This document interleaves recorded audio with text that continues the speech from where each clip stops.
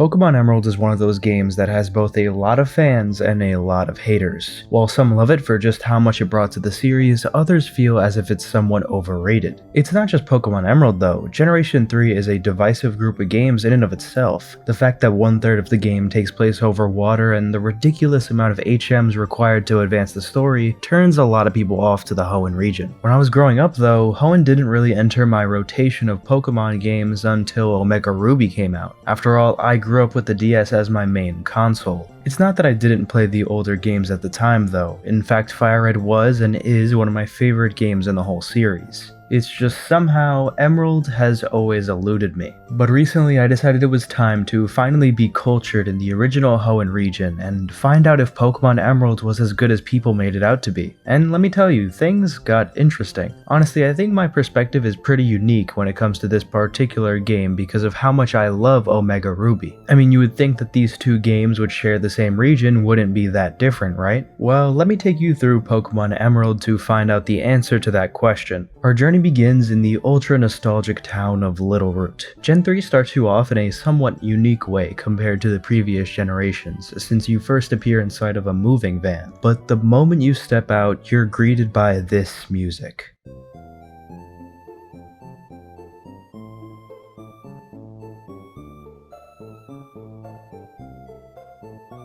When you hear this, it's almost like you don't even want to leave and start your journey. I suppose this is a fitting feeling for the current situation. After all, leaving home can be a bittersweet experience. I myself have recently been away from home for the first time in a while, and it's both exciting and terrifying for me. Anyway, Emerald quickly differentiates itself from the rest of the Pokemon games because here you actually have a dad. In fact, the whole reason why you moved to the Hoenn region in the first place is probably so you can be closer to Norman, the Petalburg gym leader, and your father. While this might not seem significant now, this plot point already makes this game feel a lot more real. You're not just some kid from a random town. You're the child of one of the best trainers in the Hoenn region, and it's time for you to finally begin your journey. Of course, being familiar with the starters in this game, I chose the best option, Mudkip, a Pokemon who holds type advantages over several difficult fights in the game while eventually becoming one of the strongest dual typings in all of Pokemon, only being weak to grass type moves. Now that we're leaving Littleroot, I should probably mention that I played Emerald through an emulator, hence the use of the fast forward mechanic. The beginning section of this game is quite similar to Gen 1 and Gen 2, since you have to go through a few routes in a small town before reaching the first gym. It's nothing revolutionary, but nevertheless it is still executed well. When you enter Petalburg City, you meet your dad in the gym, where he basically says it's cool that you're becoming a trainer, and that's pretty much all he says actually. You also meet Wally for the first time, who at first appears to be a potential rival, although he seems to be plagued with some poor respiratory health. Of course, it's too early for you to challenge Norman, so you move on to the next route. Inside of Petalburg Forest, I decided to pick up a Shroomish to prepare for the first gym leader in Rustboro City. But before that though, we encounter one of the most interesting additions to the 3rd generation, double battling. We'll actually get more into that later in the video, because next I wanted to get straight into Rustboro City.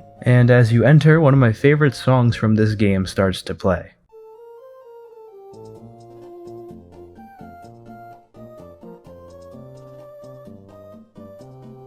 Anyway, if we move on to the gym leader now, Roxanne is not much of a challenge for me. I mean, this only makes sense considering I had a Mudkip and a Shroomish to demolish her rock types. Oh, and I also got an Nincada to put some HMs on and an Abra that will one day become a very useful member of the team. Heading out of Rustboro, we get into a little situation with an old man and his Wingull Pico. In return for helping him get his Pokemon back, he takes us across the sea to the location of the next gym, Dewford Town. Going into this, I assume that since Rustboro is so easy, this would also be. Well, I was wrong. Very, very wrong. Keep in mind, I grew up playing Pokemon as it was transitioning into being easy. Games like Omega Ruby really made things simple, so I wasn't expecting much in terms of difficulty here. In Emerald, the AI for the gym leaders was made to actually use proper battling strategy. It certainly is easy to beat them once you've gone through the game before, but for me, this was a completely blind run. Well, after many attempts, I was able to take down Brawly and get the 2nd gym badge. After this, I entered the Granite Cave to meet Steven Stone, the former champion of Hoenn. Also, I picked up an Aaron because I was told that it is very good, and at this point my team is looking pretty solid in terms of potential. Well, now it's time to head to the next city, Slateport. Here we encounter the first of two evil teams in this region, Team Aqua. Surprisingly, this huge city doesn't have a gym, so we quickly move on to the next area. Here we finally evolve our Abra into a Kadabra, the evolution which unfortunately will be its last due to the lack of trading I can do on my emulator. On the bright side, we also evolved Shroomish into a Breloom and headed to the next city, Mauville. Here you can get a bike. Now in this game, bicycles are a little different than before. You have the choice between the Mach bike and the Acro bike. The main difference between these is that the Acro bike can do cool tricks and get into certain places, while the Mach bike is just a lot faster. And although the Acro bike seemed pretty cool, this thing is super slow, so I went ahead and got the Mach. Around this point in the playthrough, something really cool happened though. So, by the way, I was live streaming this entire run on my channel and someone donated 10 bucks to me. I just thought that was cool to mention here because that's the first time anyone's ever done that for me. Anyway, there's also the next gym in this city, but first you have to battle Wally and basically prove to his uncle that he isn't capable of beating the gym leader. After this, you face the leader Watson and his electric types. At first glance, this might be a little scary, but considering that Marshtomp is half ground type, there was no issue with this fight. Moving on with the adventure, we head into Verdanturf Town. Now this musical track has to be up there with one of my favorites in the whole game and potentially whole series. It's just so nostalgic and peaceful sounding, fitting quite well with Verdanturf's theme being that of a clean and nature-filled town in the mountains. There isn't much to do here besides saying hi to Wally though, so we move on, eventually encountering the other evil team of the game, Team Magma. After making our way through the fiery path, we reach one of my favorite routes in all of Pokemon, Route 113. This place has a very unique concept, being that the white stuff in the air and on the grass isn't snow, it's volcanic ash.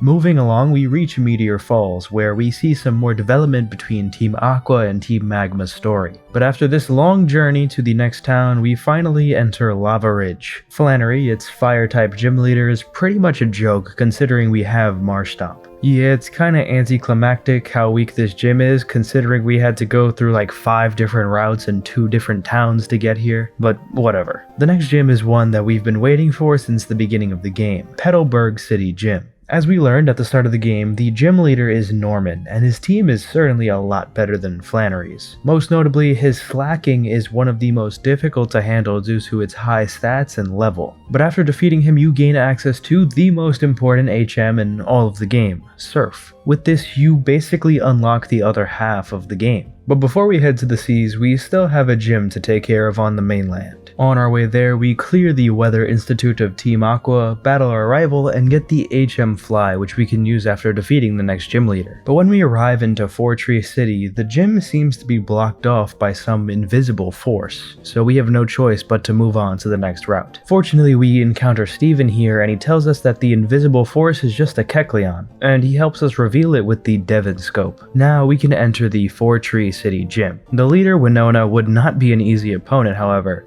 Her team is stacked with solid Pokemon like Skarmory and Altaria. Let's just say this fight took a lot of tries to beat. After defeating her though, we were able to use Fly, which is great since we have a lot to do before the next gym. Of course, I wanted to stop in the next city, Lily Cove. There is no gym here, but there's a huge department store and a rival battle. At this point in the game, things get really confusing though. Pokemon Emerald suffers from a problem a lot of older games have, that being just not explaining what you need to do next. Sure, sometimes it'll give you hints, but at a lot of points it just assumes you know where to go. I guess this has to do with this era of gaming being dominated by official handbooks and strategy guides. I mean, I certainly wouldn't have figured out what to do in this section without the internet. But anyway, you basically have to take down both evil teams' hideouts. This process is kinda long and annoying since you have to first go to Mount Pyre, then go to the Jagged Pass where Magma's hideout is, then go to Slateport, then go to Lily Cove where Team Aqua's hideout is, and yeah, most of this stuff isn't even explained to you. Throughout this little journey, I also picked up a Gloom, which will eventually become a Blossom. After taking out the evil team's hideouts, it's finally time to set sail into the last third of the main story, taking place exclusively over water. Our first stop is Moss Deep City, where we have to take on the gym leaders Tate and Liza. Genuinely, this fight is really difficult, and thank goodness I have save states because running back through this gym is really annoying. I was able to defeat them after a few tries though, and moved on to defeat some Team Magma members with Steven. Now we head to the seafloor cavern using the newly acquired HM Dive. Here we see Kyogre awaken and disappear, very much like Groudon did when it was also awakened. Upon resurfacing on the water, heavy rains begin to pour across the Hoenn region. Steven emerges to tell us that he's heading to Sootopolis City to figure out the problem. Naturally, we have to head there too, but first I make a quick stop at Pacifidlog Town so we have an easy place to fly to when I need to get back in the area. Upon arrival to Sootopolis, we see Groudon and Kyogre facing off. Steven tells us that we have to meet with the former gym leader of the city, Wallace, and he tells us that we need to find Rayquaza, who may be able to stop the chaos. The location of Rayquaza is Sky Pillar, a short surf away from Pacifidlog Town. Before facing the dragon, I catch an Altaria, which will be our final party member in this run. I know, not quite 6 Pokemon, but that's just my style. After encountering Rayquaza, it descends upon Groudon and Kyogre, basically just scaring them into leaving. We could catch Rayquaza after this, but I think that using legendaries at this point is just unfair, so I'll save it for the postgame. Before continuing the journey, I went over to check out the game corner in this game, and to my surprise it's actually real casino games. Growing up, I'd always played the game corners with the made up games like Voltorb Flip, but this one straight up had slots and roulettes. It's also extremely hard to win. Alright, getting back on track, we challenge the 8th and final gym leader in Sootopolis, Juan. Taking the place of Wallace, Juan posed little challenge to my team, and I easily obtained the 8th and last gym badge. All that was left in the main story was to get through Victory Road and challenge the Elite Four. Honestly, I was really confident going into this, even if I didn't know anything about it. I had a really solid team and a Blossom with an overpowered Solar Beam setup. My Aggron would be a defensive monster, Kadabra and Altaria could put out some good damage, and Marshtomp is just overpowered. So I went straight through the Elite Four and I was quickly humbled. I spent an entire live stream playing this game trying to get the Elite Four done, but I was just so incredibly underleveled and I couldn't do it. So I did some training off screen as much as I didn't want to and came back with a vengeance. Now I knew the Pokemon the Elite Four would use. I could properly send out the right matchups and more importantly, use the right moves. The first Elite Four member, Sydney, was no problem. Although he was a Dark type trainer, he has 3 dual types which I had advantages over. After taking down Sydney, Phoebe was next with her ghost types. At first I thought this would be a problem because I didn't have too much to specifically counter them, but it turned out to not be so bad. I sent out Kadabra first to get some quick knockouts with Psychic, then I switched to Swampert to finish the job with Earthquake. With Phoebe out the way, we move on to the next fight, Glacia. Now if I'm being honest, this fight gets completely swept by Blossom Solar Beam. Yeah, this thing pretty much destroys any sort of water typing. But the last of the Elite Four would be a bit more of a challenge. Drake uses dragon types, who all have pretty solid movesets. While not exactly difficult, I definitely could have lost this fight if I didn't pay attention. I also made sure we had an ice type move so we could cover the dragon types, which was Blizzard on Swampert. With that, it was time to face the champion, Wallace. So actually going into this fight, I forgot to fully heal, which definitely put me at a disadvantage. The plan going out the gate was to set up Sunny Day and Solar Beam spam, but this Milotic somehow was able to tank one of those and really caused my team some problems when Tentacruel knocked out Blossom, Kadabra, Aggron, Altaria, and Blossom again. At this point, I just had to pray for Swampert to tank anything Tentacruel had and knock it out with his strength. This wouldn't be the end of the challenges though, because Wallace sent out a Ludicolo that I let set up about 6 double teams. At this point, I was just praying for something to hit this guy, but fortunately, Blossom once again comes through and knocks it out with a Solar Beam. The Wishcash and Gyarados that Wallace sent out afterwards all got destroyed by Blossom, and I was able to become the new champion. I have to say, this victory was so satisfying, and I have to give it up to Blossom for being the undisputed MVP of this Elite Four run. Now that we've completed the main story, Emerald offers us one of the most expansive post-games in the franchise. There's obviously the plethora of legendary Pokemon to catch like Rayquaza, Groudon, Kyogre, but you also can't forget about Latios and Latias along with the Regis. I personally didn't go ahead and pick up all of these, but it's funny to think that to catch the Regis, you need to do such a specific set of tasks and manage to translate Braille.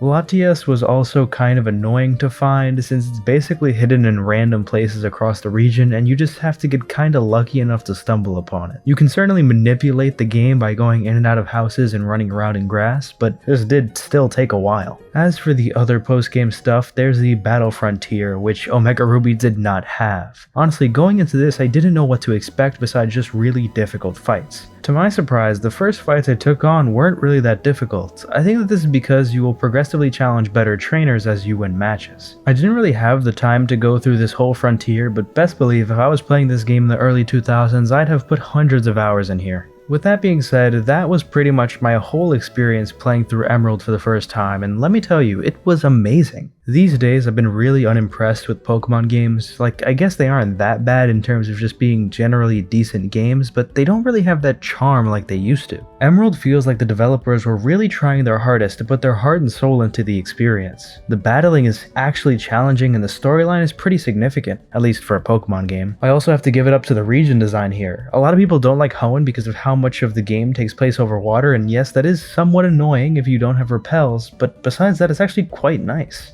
I mean, if you look into what Hoenn is actually based on in real life, then everything starts to make a lot more sense. All of the cities in the game feel like real, lived-in places. I mean, just look at Four Tree City or Pacifidlog Town. These both have distinct cultures in which the people live by. Pacifidlog Town was founded by fishermen and divers. Four Tree City is inhabited by strong and healthy people who live inside of the trees connected by rope bridges. It's hard to find cities like this in modern Pokemon games. In fact, it feels like they're too realistic these days. Ever since Pokemon left the Japan-inspired regions in Gen 5, they slowly began to make the cities much like their real-life counterparts. This wasn't really an issue at all in Gen 5 because they did it in a very passionate way. Castelia City was literally a carbon copy of New York City, but they still had a lot to do in it. When you go through some cities in Scarlet and Violet, for example, there's barely anyone to talk to or houses to go in. There's always exceptions, and I think that games like X and Y and Sun and Moon still had some decent cultural elements to them. It's just a lot less than it used to be. Emerald had its whole storyline and region interwoven. The concepts of nature took center stage with beautiful towns like Verdanturf and Lava Ridge being completely unique due to their surroundings. Aside from Emerald's amazing region design, it also introduced a lot into the series. Perhaps the most notable addition was double battling. To be honest, this wasn't obviously new to me since I grew up with the later generations, but well, let's just say Pokemon Emerald isn't exactly shy with making a lot of the required fights double battles. I mean, even one of the gyms is a double battle. Emerald also introduced the idea of two evil teams in one game, something basically no other games in the future would take on. I'm not sure why they stopped doing this because the dynamic between Team Aqua and Magma is amazing. I also really love how this game makes the defeat of evil teams a lot more realistic. Instead of just losing to a child and disbanding, Team Aqua and Magma actively continue their pursuit of their goals, even succeeding to an extent. Their defeat comes in the form of a lesson in not trying to play God and manipulate the legendary Pokemon to create more land or sea. In my opinion, this is a huge step up from Team Rocket in the previous regions. Overall, I think Pokemon Emerald is perhaps the most underrated game in the series. I can't say for sure if I like it more than Omega Ruby, partly because of nostalgia admittedly, but perhaps it's better to not compare these games at all in the first place since they came out in drastically different eras of Pokemon. Omega Ruby isn't going to provide you with much challenge in battling, and there's not even a battle frontier in the first place, but it can still bring you the best version of Gen 3's music. Emerald, on the other hand, has the traditional charm of a Pokemon game mixed with the genuinely challenging battle system. It's far from perfect though, and things like the overuse of HMs and the lack of a physical special split for moves really drag me down at times. But besides that, Emerald is as good as its die-hard fans would want you to believe,